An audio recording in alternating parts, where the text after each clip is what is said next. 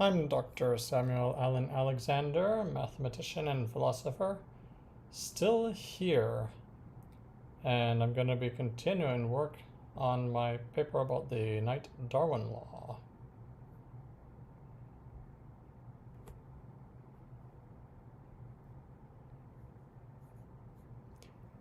I had previously started writing up this proof of the dual Knight-Darwin law, and I realized that there's another hypothesis needed. There's a very subtle, nuanced issue here. We say, since U1 has infinitely many descendants in S, namely U2, U3, the IAP axiom guarantees S has less than infinity non-descendants of U1. Since the cardinality of the set Y1, Y2, is infinity, there must be some case such that YK is a descendant of U1. Now those Yi's, those are the parents of certain Uij's other than Uij minus 1. But the problem is, those parents aren't necessarily distinct. And without any additional hypotheses, it could even be that there's only that all the Yi's are equal to each other. And to get around that problem, we need to add another hypothesis. So in the statement of the theorem it says, suppose S subset G satisfies the convexity axiom and the AP axiom. If S locally satisfies the Knight-Darwin law, then S locally satisfies the dual Knight-Darwin law. Let's add an additional assumption. Assume that for every U in S, U has less than infinitely many children. Which of course is a very mild assumption biologically speaking. And since this is a biology paper, it's not it's not too bad of a thing to assume.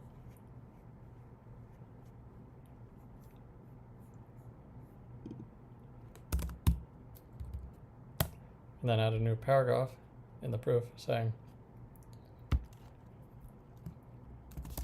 by assumption, no element of S has infinitely many children.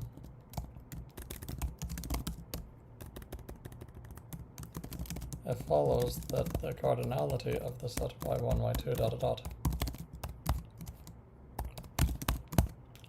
is infinite, and by discarding duplicates and relabeling, if needed, we may assume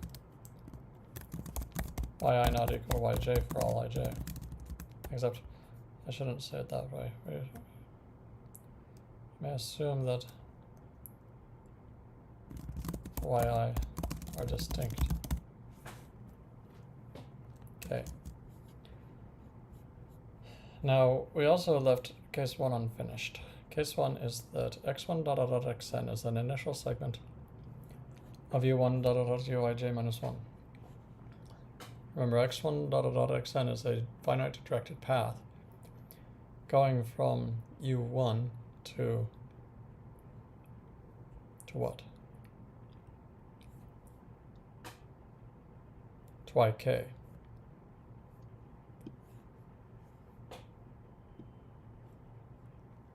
Now, if x1 xn is an initial segment of u1 uij minus 1, remember, wait, should be to ik minus 1, because yk is a parent of what? So y.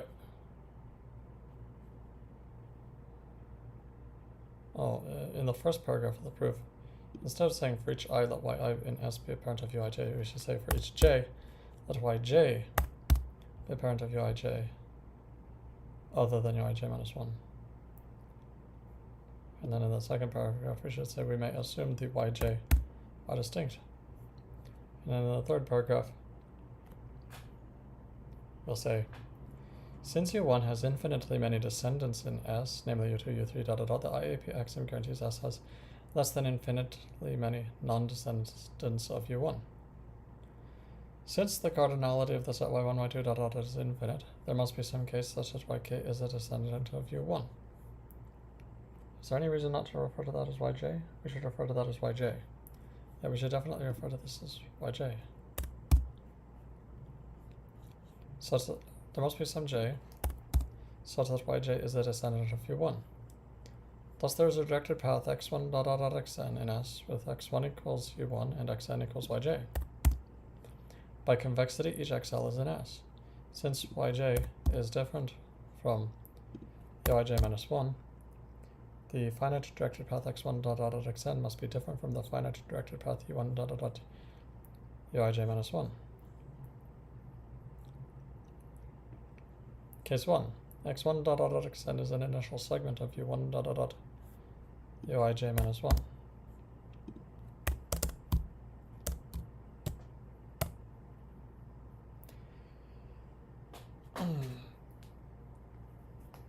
Since they're not equal to each other,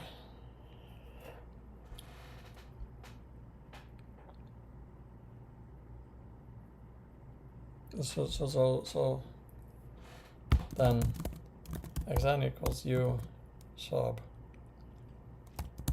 L for some L less than ij minus 1.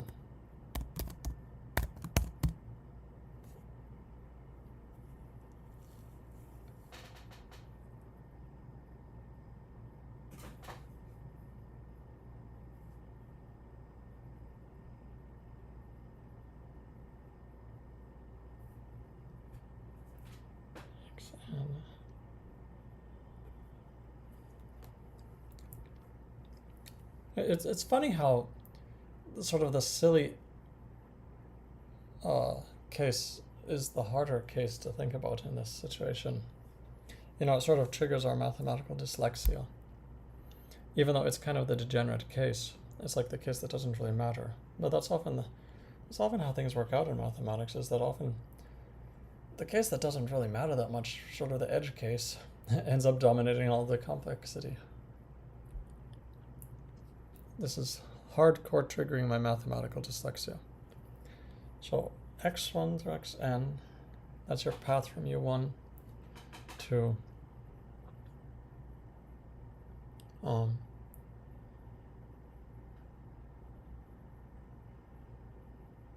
yj. And yj is a parent of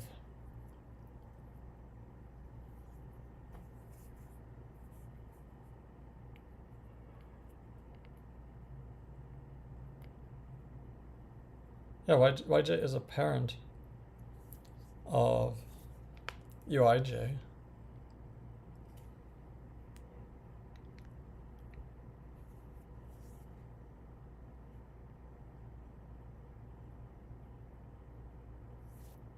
Xn equals yj.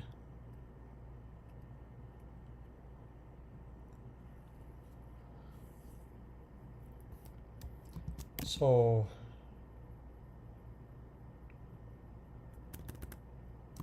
but xn equals yj is a parent of u sub I sub j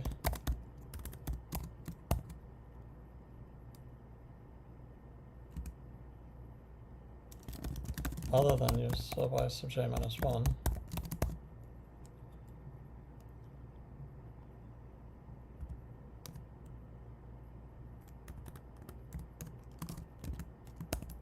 So therefore xn has children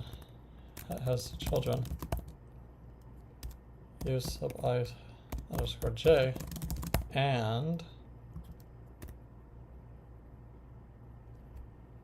u sub L plus 1.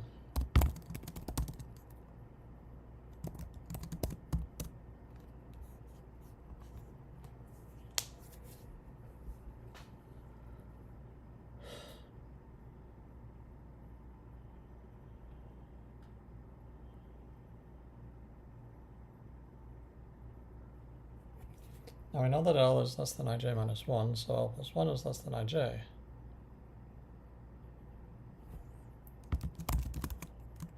Since L is less than ij minus 1,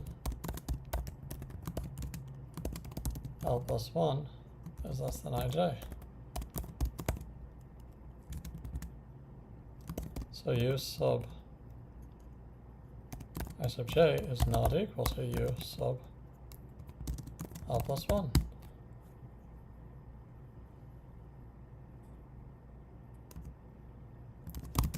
Thus U sub, thus x sub n equals U sub L.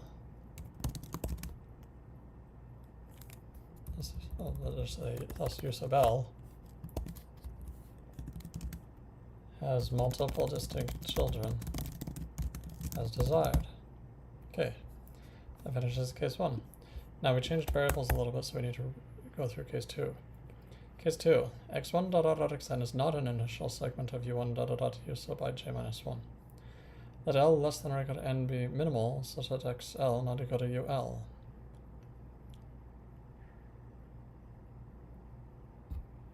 Since x1 equals u1, L is bigger than 1. Thus xl minus 1 has two children, namely xl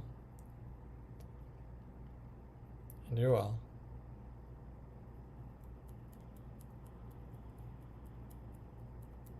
Different by choice of L.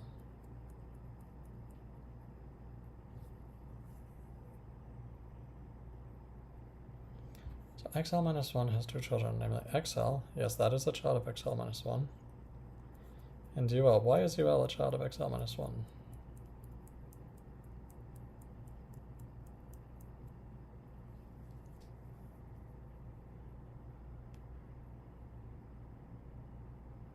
Why is ul a child of xl minus 1?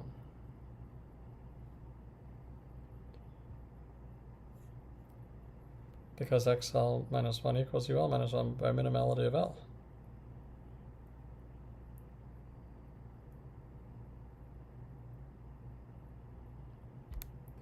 So,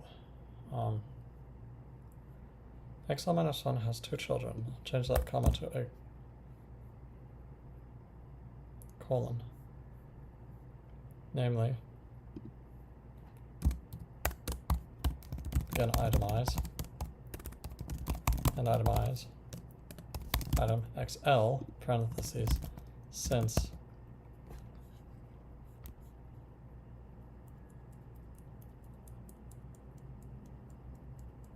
x1 dot dot dot xn is a directed path.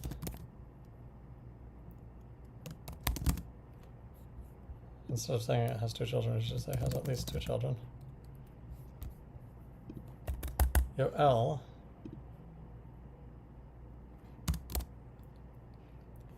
that's because x sub L minus 1 equals U sub L minus 1 by minimality of L and x1 dot dot dot xn.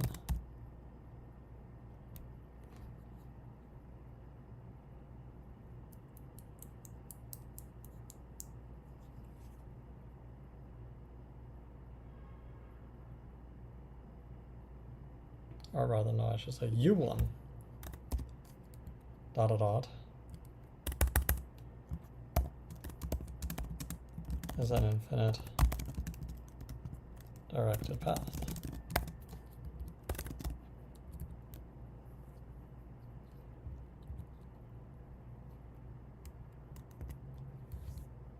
Semicolon and itemize. These children are different by choice of L.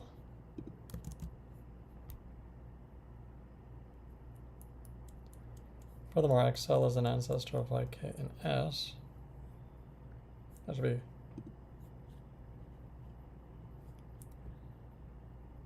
YJ in S. So by the convexity axiom, XL is in S. Thus, ui minus 1 has at least 2 distinct children in S as desired. Okay.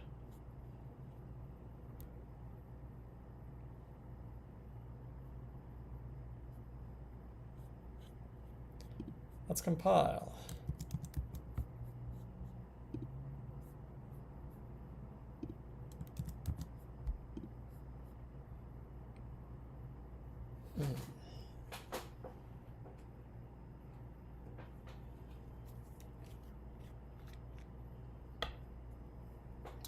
I see some LaTeX errors have been introduced. I'm putting an anti-allergy eye drop in my eye because my eye is itchy right now.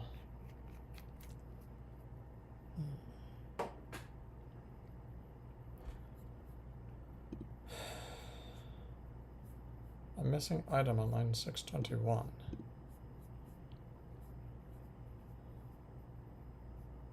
Ah, we have a superfluous end itemize. Delete that. Recompile. Good. The dual Knight-Darwin law. Definition. A set S subset G is said to locally satisfy the dual Knight-Darwin law if for every infinite directed path U1, U2, in S, there exists some I such that I has more than one children in S.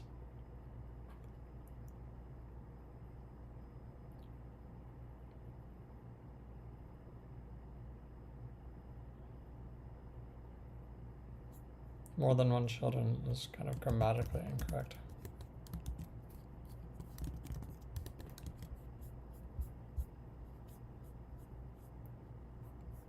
Let's say multiple distinct children in S.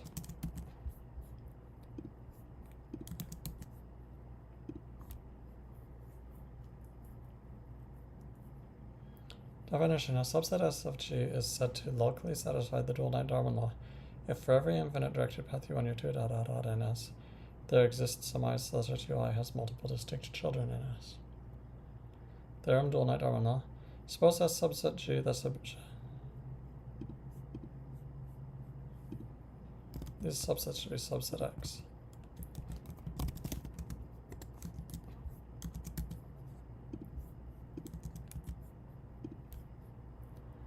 Theorem dual Knight-Darwin law. Suppose S subset G satisfies the convexity axiom and the IAP axiom.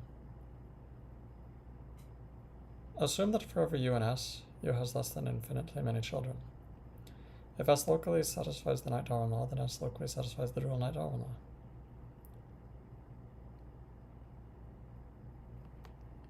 What about the converse?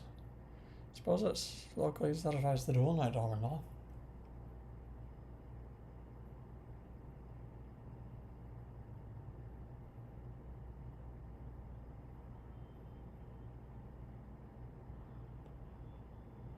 No, the converse does not hold.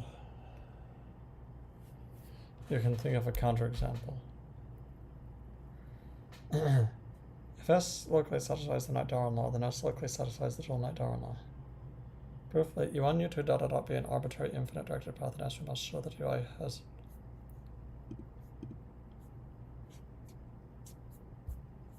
multiple distinct children in S.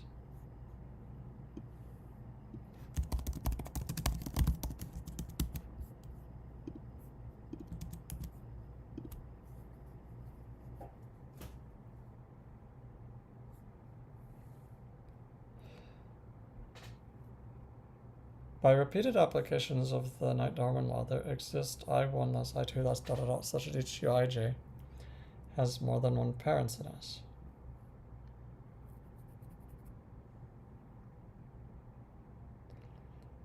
Using the axiom of choice, instead of saying more than one parent, I should say greater than or equal to 2 parents in S. That way, there's less risk that the grammar is wrong. Such that each Uij has greater than or equal to 2 parents in S. Using the axiom of choice for each j, that Yj in S be a parent of Uij other than Uij minus 1. By assumption, no element of S has infinitely many children. It follows that the cardinality of the set y1, y2 dot dot dot equals infinity. By discarding duplicates and relabeling if needed, we may assume the yj are distinct. Do we even need to do that? We don't.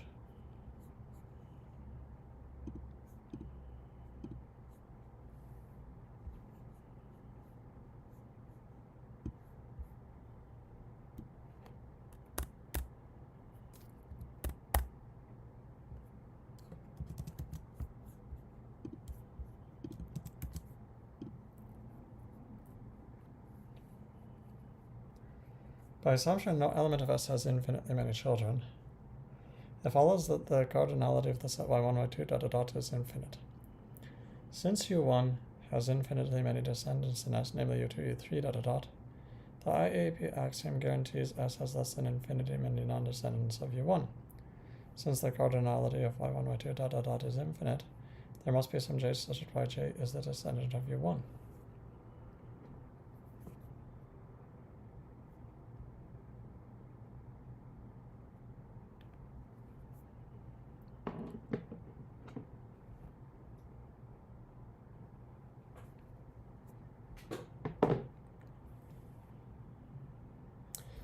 Thus, there is a directed path x1 dot dot dot xn in S with x1 equals 1 and xn equals yj. By convexity, each xl in S. Since yj is different from uij minus 1, the finite directed path x1 dot dot dot xn must be different from the finite directed path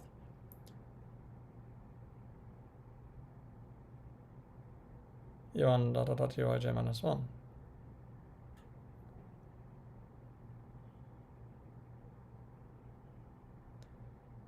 Case 1, x1 dot dot dot xn is an initial segment of u1 dot dot dot uij minus 1. Then xn equals ul for some l less than ij minus 1.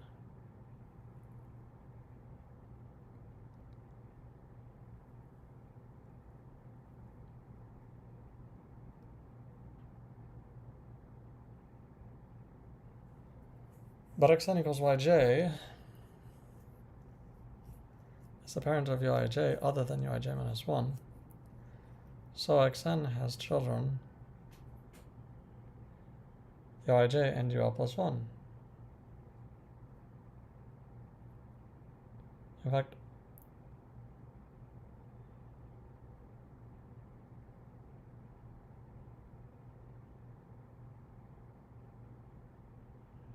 we don't even need to say other than uij minus 1, I don't think. But xn equals yj is a parent of uij.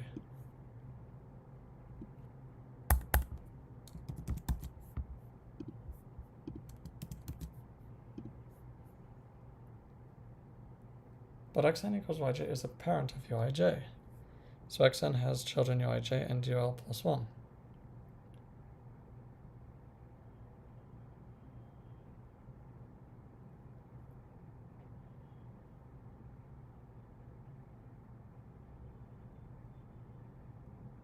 Since L less than ij minus 1, L plus 1 is less than ij, so uij not equal to ul plus 1. Do I need to put in parentheses because G is a DAG? No, that's obvious enough. Thus ul has multiple distinct children as desired.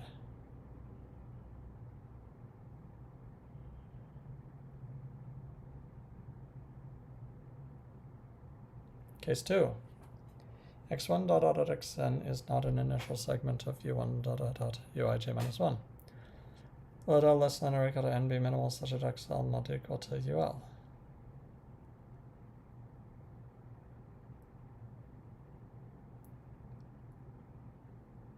Why does such an L exist? Well, if there was no such L, then this would be an initial segment. Since x1 equals u1, L is bigger than 1.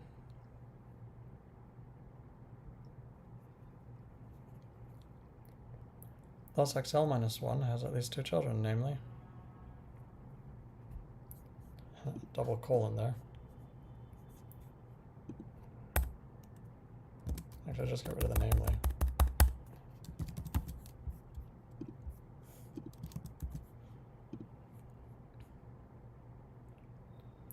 Thus xl minus 1 has at least 2 children. xl, since x1 dot dot dot xn is a directed path, and ul, because xl minus 1 equals ul minus 1 by minimality of l,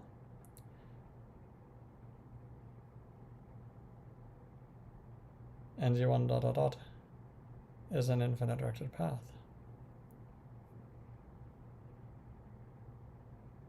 These children are different by choice of L.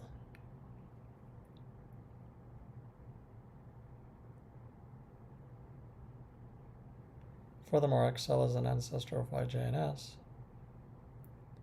So by the convexity axiom, XL is an S. Thus ul minus 1 has at least 2 distinct children and S is desired.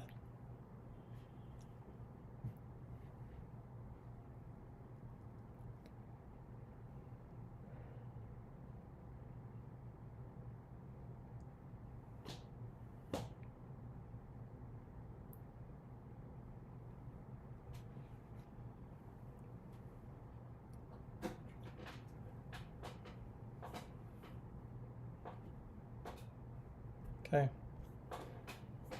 let's git commit.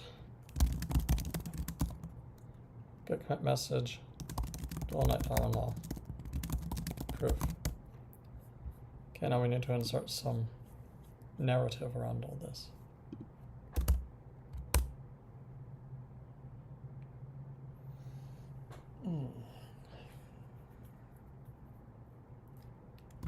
We have provided sufficient conditions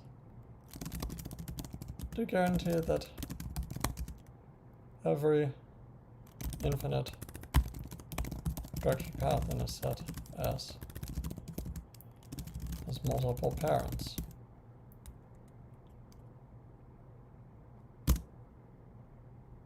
Thus elevating the status of the Knight-Darwin law to a provable theorem. Thus elevating, parentheses, at least a variation of.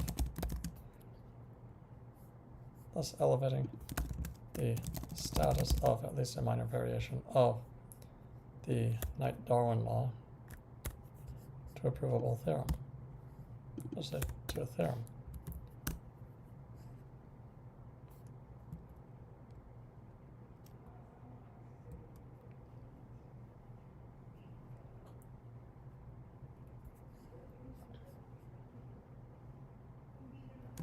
We can also ask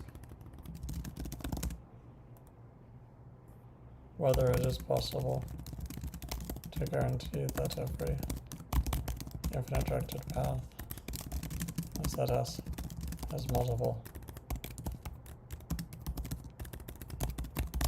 children. The answer will again turn out to be affirmative. But we will need one additional hypothesis.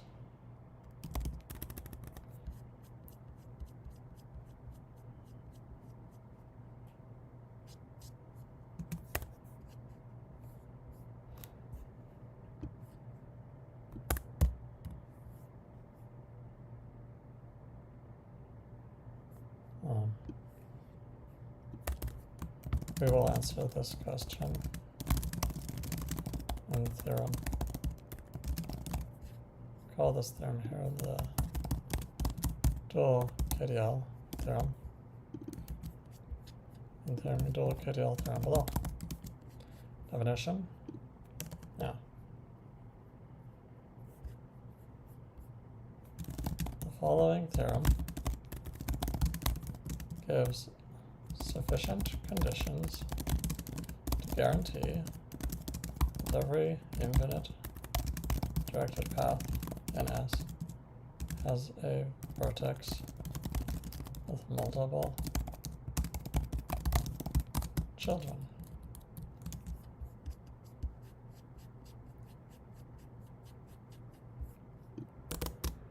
Okay. and we'll commit dual Knight-Darwin law narrative. Actually, before committing that, I should mention a weaker form of the dual Knight-Darwin law was proven in, and then we cite our 2013 paper in Acta Biotheoretica. Now commit dual Knight-Darwin law narrative. Okay. And with that, I think we're about ready to write the conclusion. Oh no, there's one more section, a very simple section, but perhaps very important biologically section.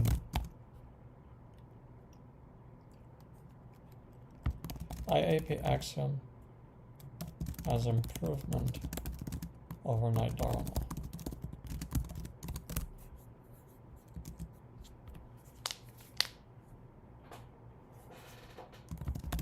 We have seen in the theorem, I think that's called main theorem, right?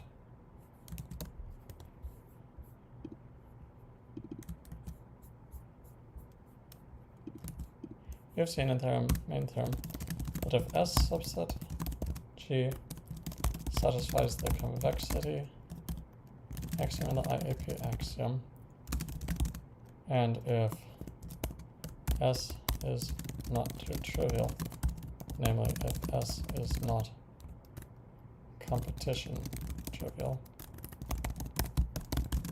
then S locally satisfies the Knight-Darwin law.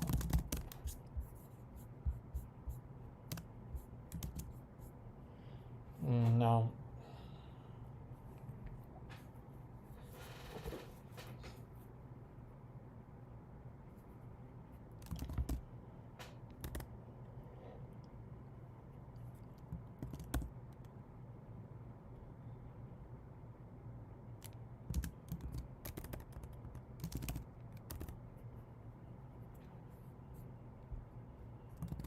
we propose that the IAP axiom actually serves as an improvement over the Knight-Darwin law.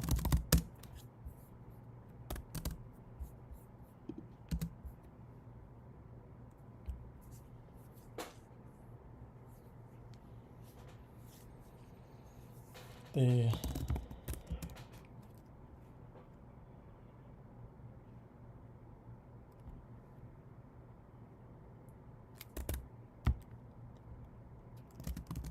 Knight-Darwin law admits in, let's say, in a biological sense, the Knight-Darwin law admits loopholes, such as the following. A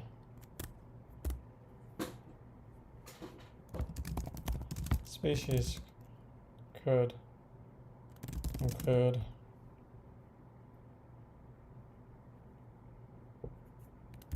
an infinite directed path beyond your two little dots of members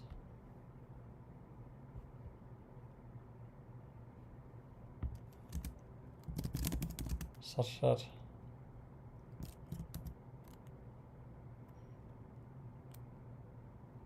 each u sub 2k plus, such that each u sub 2k plus 1 has an additional child u sub 2k not equal to u sub 2k plus 2, and such that it's an additional child v sub k. No, yeah, I'll be right back.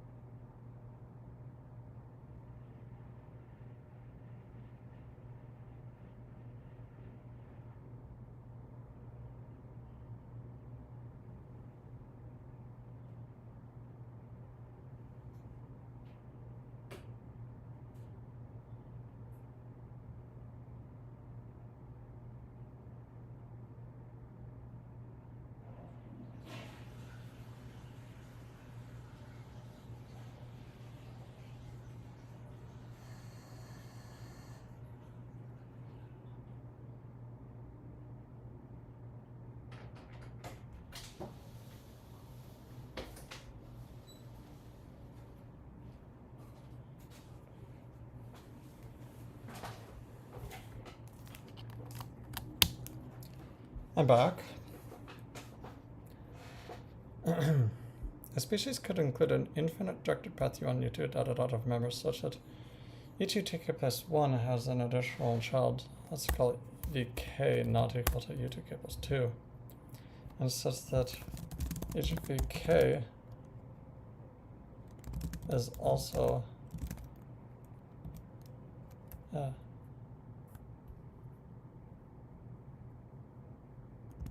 co-parents U2K plus 2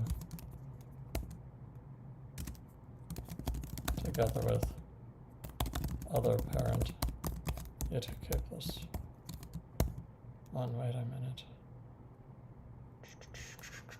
Let's see. U2K plus 3. Let's say U2K has the additional child. VK not equal to U2K plus 1 and such that each VK co-parents U2K plus 2 together with other parent U2K plus 1. Yes. Of course we'll want to draw a figure for this.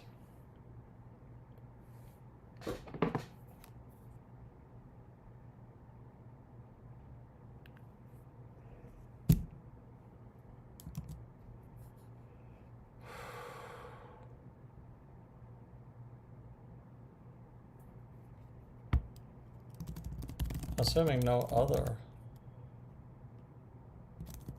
arrows,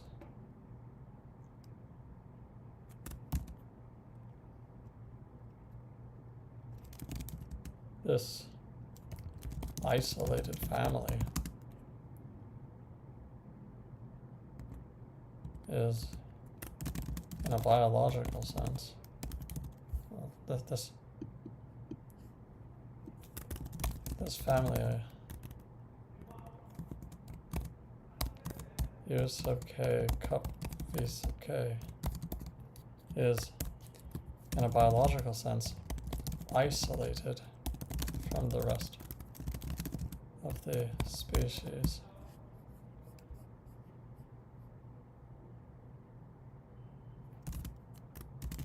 In that it never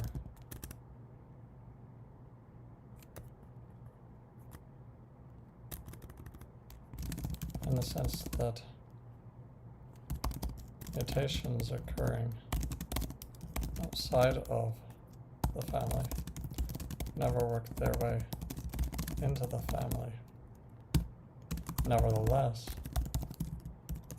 the family is constructed so as to satisfy, so as not to falsify the Knight-Darwin law.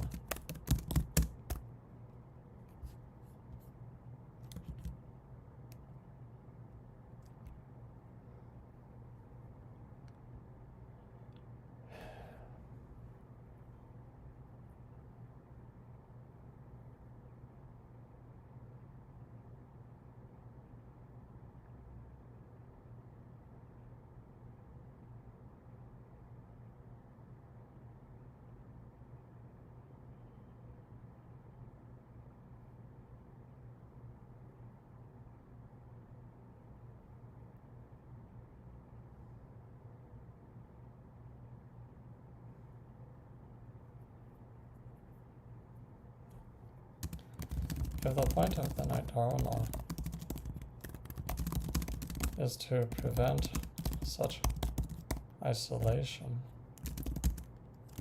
then the IAP axiom would do a better job at this. The IAP axiom would ensure that if said family does not essentially comprise all of S, if that family does not already make up almost all of S,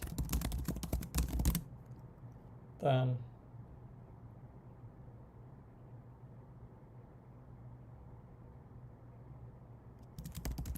said family must occasionally have other arrows directed into it from other parts of S.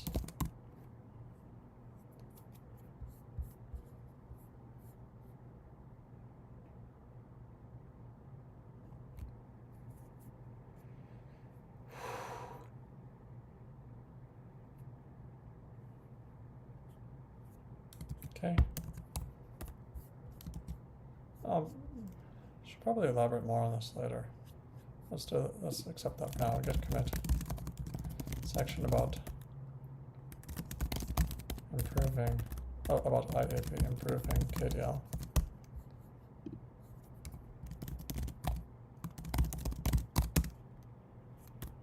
And now let's do the conclusion.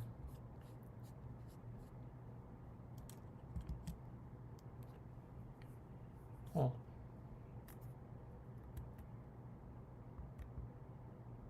Well, let's do a section about solution to an open problem. In the first edition of The Origin of Species, Charles Darwin wrote,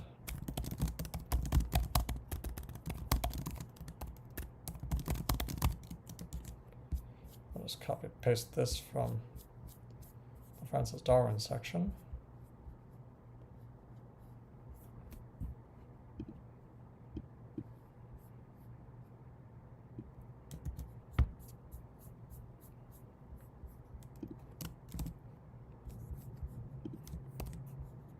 In the first edition of The Origin of Species, Charles Darwin wrote, "These facts alone incline me to believe that it is a general law of nature, utterly ignorant though we be of the meaning of the law."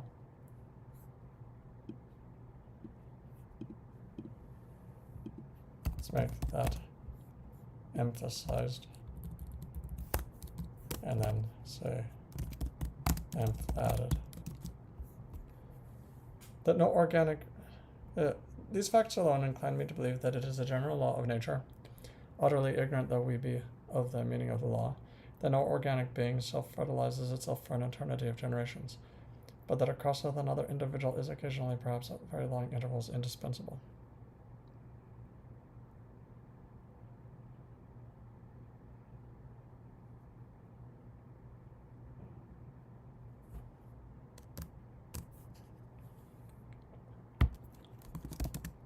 The parenthetical remark, utterly ignorant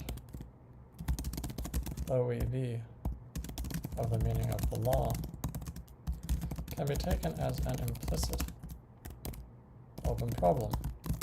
Explain the meaning, explain said meaning. By giving sufficient conditions which elevate the Knight-Darwin law to the status of a proven theorem,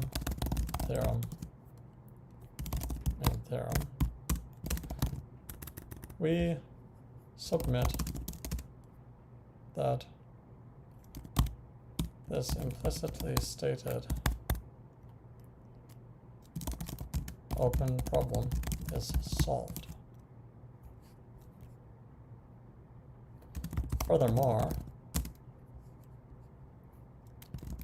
we imagine that Charles Darwin would be very interested in the dual version of same law, our so-called dual Knight-Darwin law. Let's reference that real quick. That's dual KDL THM.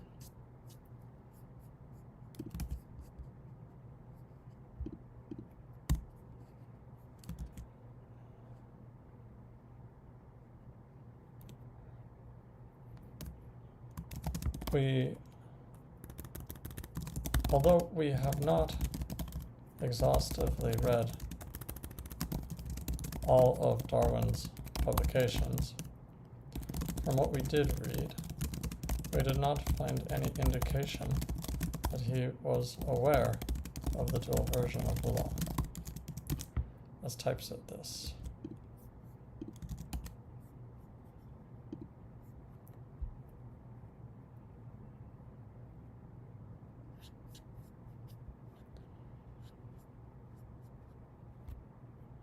Section 7. Solution to an open problem. In the first edition of The Origin of Species, Charles Darwin wrote, "These facts alone incline me to believe that it is a general law of nature, utterly ignorant though we be of the meaning of the law, that no organic being self-fertilizes itself for an eternity of generations, but that a cross with another individual is occasionally, perhaps at very long intervals, indispensable."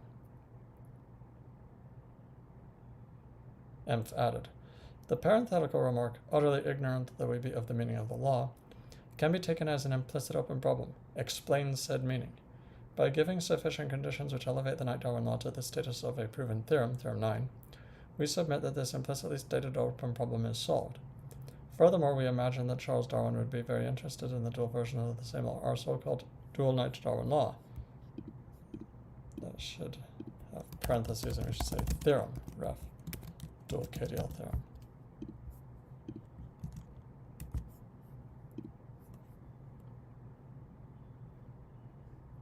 Furthermore, we imagine that Charles Darwin would be very interested in the dual version of the same law, our so-called dual Knight-Darwin law, Theorem 11. Although we have not exhaustively read all of Darwin's publications, from what we did read, we did not find any indication that he was aware of the dual version of the law. Let's commit that. Add section about implicit open problem.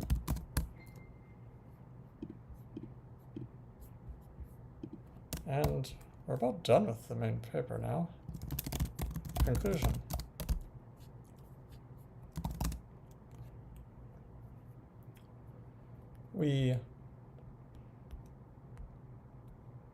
What did we do?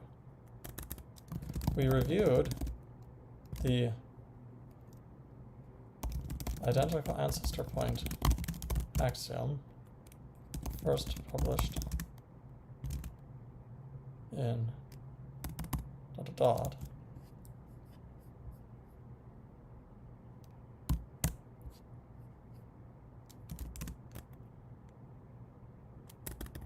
The identical ancestor point axiom,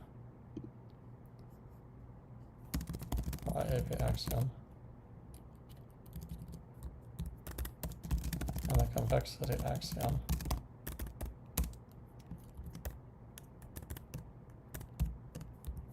from our earlier paper,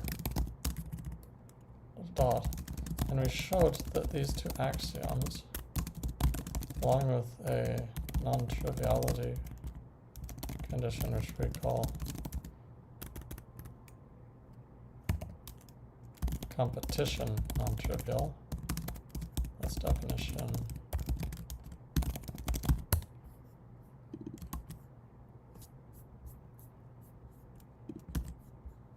blah,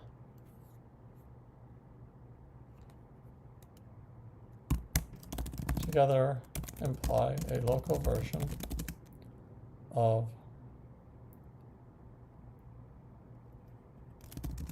the Knight-Darwin law.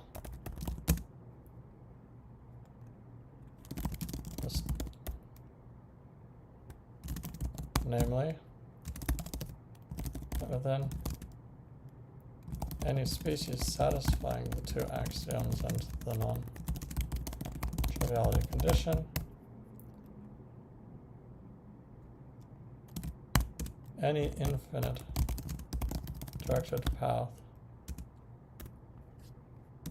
necessarily includes a vertex with multiple parents.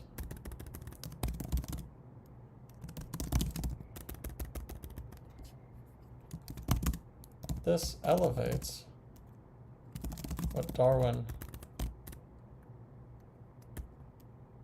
this elevates the Knight-Darwin law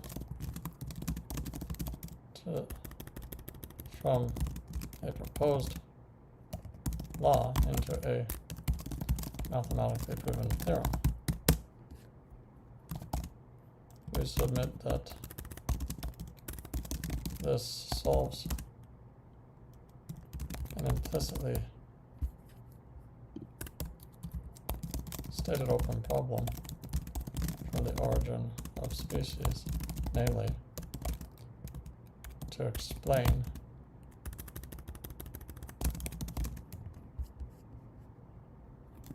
the meaning of the law. See section. Let's give this section a label.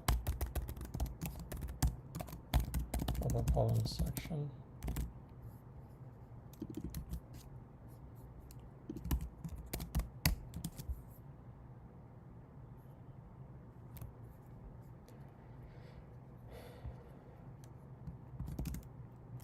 We also addressed in section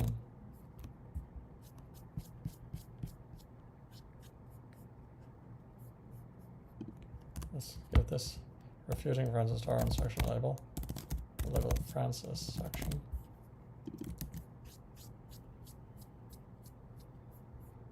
We also refuted in section Francis section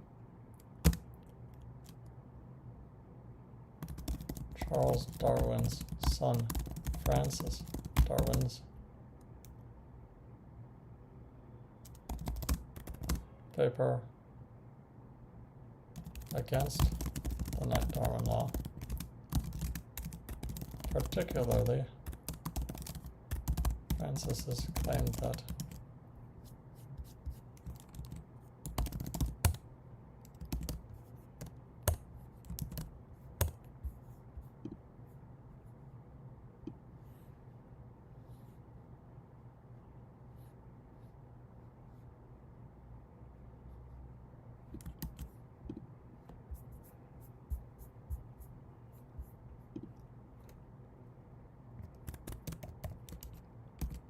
the aphorism, the Knight-Darwin law, is clearly not a literal statement of fact.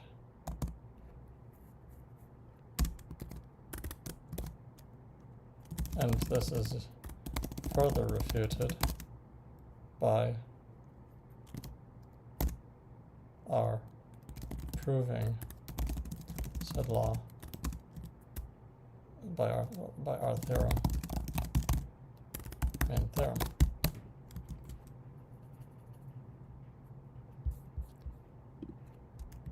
Cite Francis's paper again here.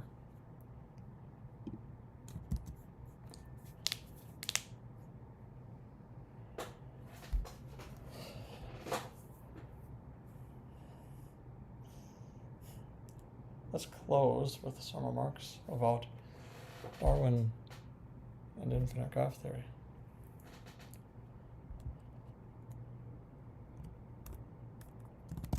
I find it remarkable that Charles Darwin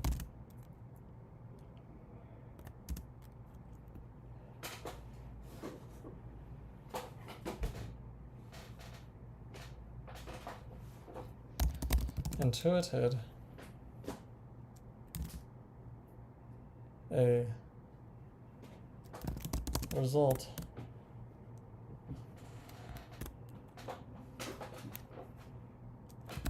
whose proper understanding apparently requires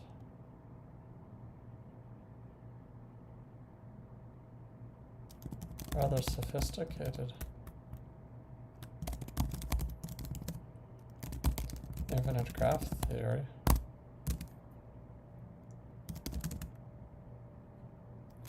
at a time when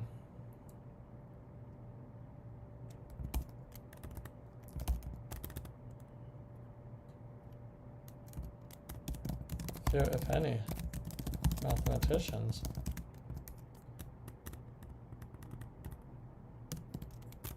had begun to think about infinite graph theory.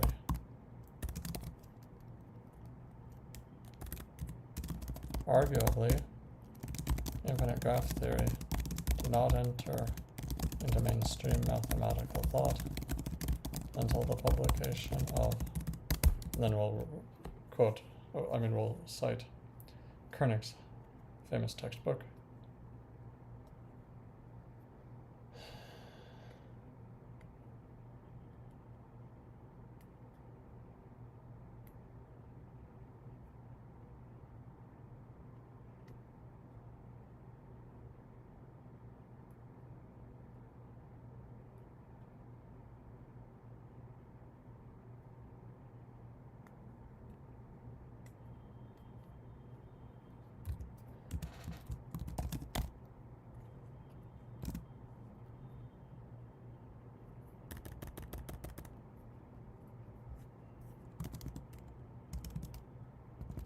It seems quite tragic that, as best as we can gather, all discussion about the Knight-Darwin law seems to have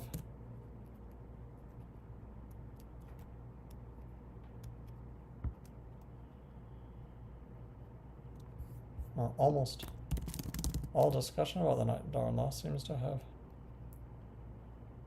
died with France died shortly after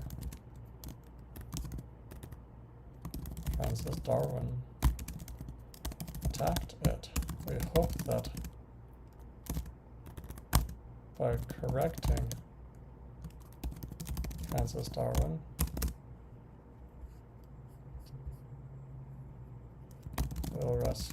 we might rescue the Knight-Darwin law from obscurity.